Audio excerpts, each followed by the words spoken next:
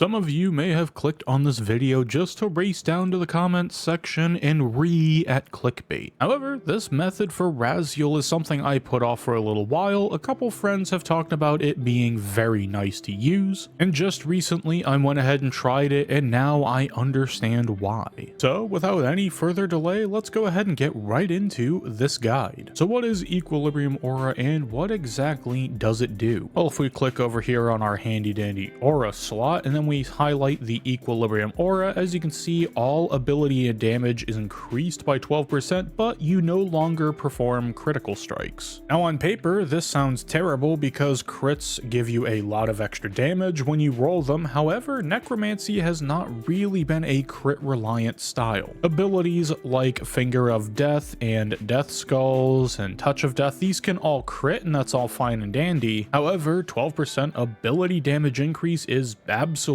no joke. Now with most methods, people are using Blood Reaver and Jazz Scripture with Necromancy. Sometimes you'll see people bring out a Grim or something with a Reaver's Ring, but now that we have better rings for Necromancy, such as Occultist Ring or I think it's the Zorgoth Soul Ring or whatever the heck it's called, the one you get from doing the quest, people have experimented with Equilibrium Aura and have found some very consistent, albeit slightly slower methods for Rasial, and today that's what we're going to be looking at. So for starters, the gear is pretty straightforward and simple. It is the full first Necromancer set. I kind of just have standard perks on here, C4R5, Impatient 4 Mobile. I do have Slayer perks mixed in with Invigorating 4 and Biting 4. Now Biting 4 doesn't really have an effect here with Equilibrium Aura, so if you really wanted to go all the way out there and just dive off the deep end for Equilibrium only for Necromancy, you could go ahead and replace Biting 4 with something else like Enhanced Devoted or some other combination, maybe toss a Genocidal in there, and it would be valid because Biting gives crit chance and this aura doesn't allow you to crit. I think doing something like that is a little bit ridiculous, but the option is there should you want to take it. On my Necromancy weapons, I have Aftershock 4, Eruptive 2 on the main hand, and Precise 6, Ruthless 1 on the offhand. The Ruthless 1 is actually kind of important at Rasial, as Death Skulls will bounce to the other minions that he summons and give you extra damage based off this Ruthless perk. Most people with the Equilibrium setup seem to be using Scripture of Full over Jazz Scripture. It's comparable damage and cost a lot less to charge up, so most people are going to go with it, as Necromancy is kind of the budget style, or the low cost per hour style, I should say. I have Zamorgiel's Nexus here with just all the Necromancy runes and the Ectoplasm. Occultist Ring gives a good damage bonus and some prayer bonus, and it does have a passive which can come in handy once in a while. It is RNG to deal with, but you know, it's better than nothing. If you're used to using the Soul Ring and you want to use that instead, feel free. I only have an EOF here. It literally does not matter what is inside the EOF. We're not using the EOF for spec today, but what happens is if you conjure up your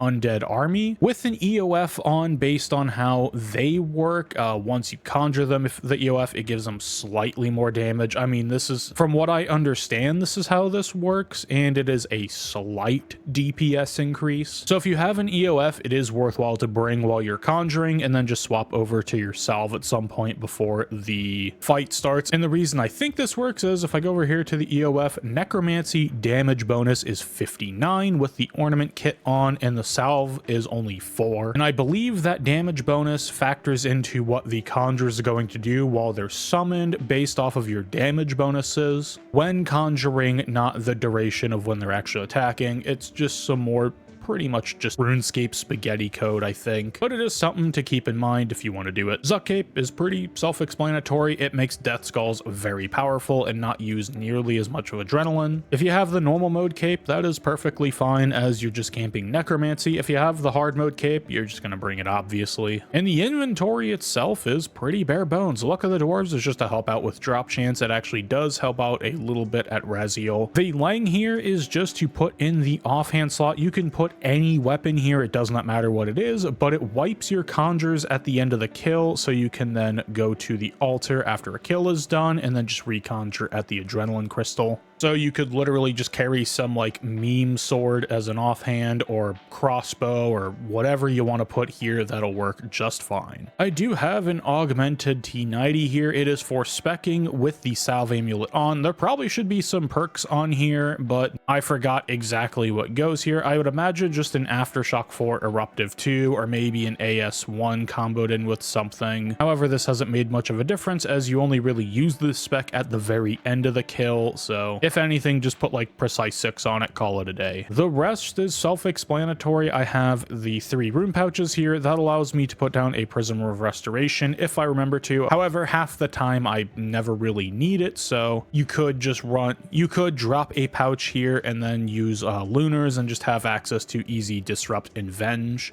I bring expensive spices just to buff the blue blubbers a little bit. It's really not necessary. It's kind of just a fun meme item. Vuln bombs give extra damage, and the potions are down here. I bring a summoning renewal because summoning renewal is actually nice for the Blood Reaver. You're always going to have your procs when it is trying to heal you. And I have this as well as an overload in here, so I never have to bank or grab my bank preset. I can just right click, load last preset from bank chest, and just run back in and cycle kills over and over again. And the only potions that I need throughout the hour, they're just going to sit in the inventory so I don't have to waste time at the bank. I do have a couple of portents here. Again, they are pretty nice for when you don't want to eat food. They just auto pop automatically. It can be nice for when you're using split soul if you go below half HP, and then this procs. But with the healing from Blood Reaver and the Ghost, it shouldn't be too big of an issue. I do recommend these for general combat as they're strong overall, so just bring 1 or 2, or if you just want to bring some extra food, go ahead. Now for supporting gear, if I load up the bank preset here, I'll be using the Lantidime incense sticks as well as the spirit weeds. Rasial is not poisonable, so we're not going to bother with Quarms. I'll also hit the Powder of Penance, and I will obviously summon a Blood Reaver, set the auto cast to 6, call it a day, and then I'll grab a bonfire and use the Ogre Thermal Flask. As far as relics go, I'm just using a standard setup of Fury of the Small with Conservation of Energy.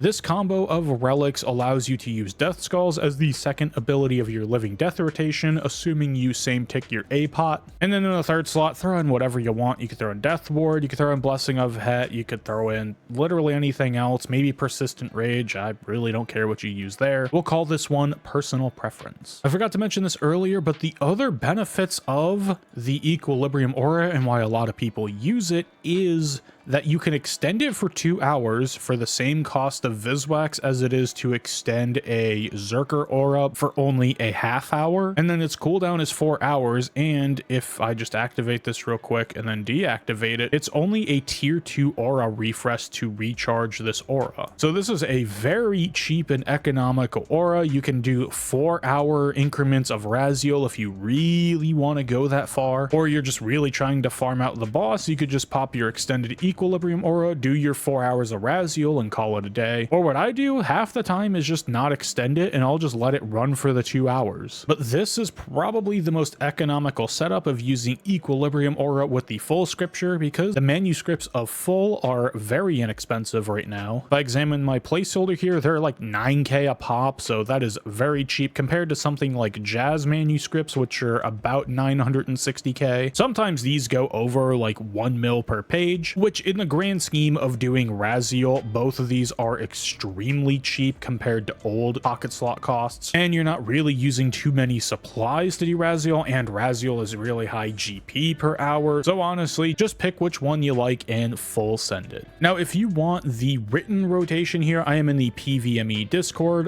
discord.gg/PVME. As you can see, it's right here. Just type that in your web browser and it'll bring you into this Discord or send you the invite link. And then you just scroll all the way down here to Rasial, and then when you click on Rasial, this will pop up, and you scroll to this portion here where it says T95 Equilibrium Rotation, and it gives some extra notes here, and it gives you the written rotation. Now, the one thing I don't do, and I think is contributing to losing a few seconds on each kill, this one claims to do 103 to 104. There is a method where you can lure Rasial over to one of the pillars and have Death Skulls bounce between him and the pillar to give you extra damage with the Ruthless perk. However, I'm pretty lazy at this boss, so I don't really move him around. And also, I always forget to use Venge. If you remember to Venge, that's definitely going to help out with a bit of damage. But again, if you want the written version of this rotation, it is right here. It tells you the pre-build, it tells you phase 1 through phase 3, and it tells you phase 4. Phase 4, I do a little bit differently. I also like using Reflect in phase 4 as it makes the boss much more comfortable to do. But if you want to full send it, go ahead. Also, if you need example, you can scroll down here to example kills and then click on whichever one you want, like this one here. But I think that is enough yapping. Let's actually get into some examples. Alrighty, we have the preset loaded up and ready to go. Now, if you're just starting out your hour, when you go through the portal, you'll just left click and then hit option 2 and then start instead of just right click rejoin.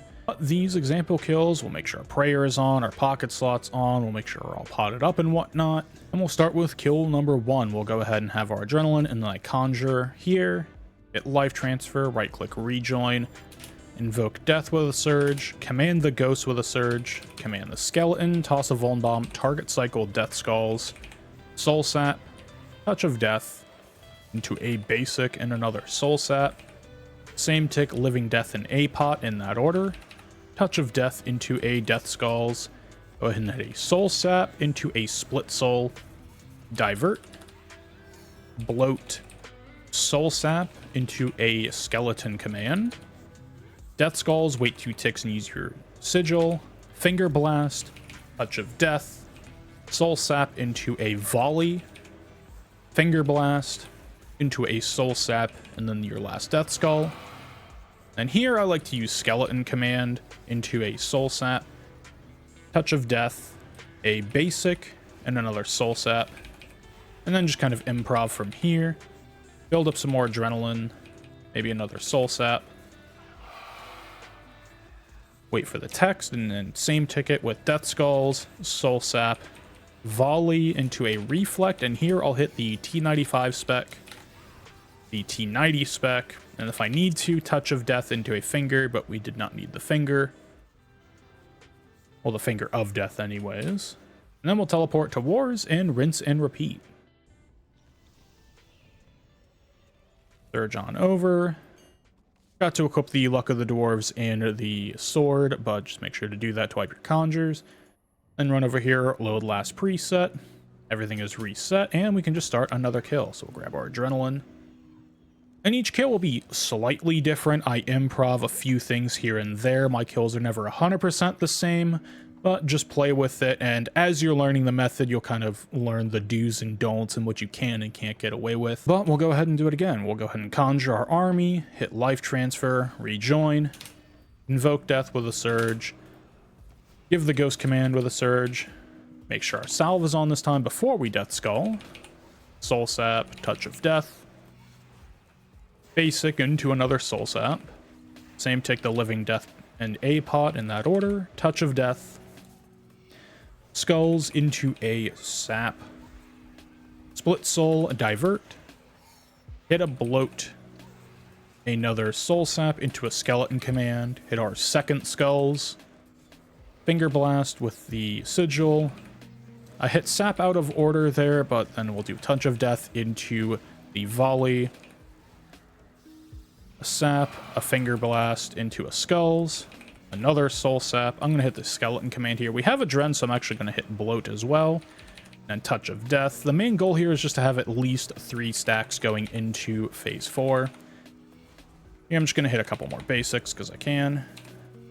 Time our death skulls into another soul sap, a volley, hit the reflect into a T95 spec, the T95 or T90 spec, and then a touch of death, and you happen to die there. Equip the ring and the offhand, grab our loot, and call it good there.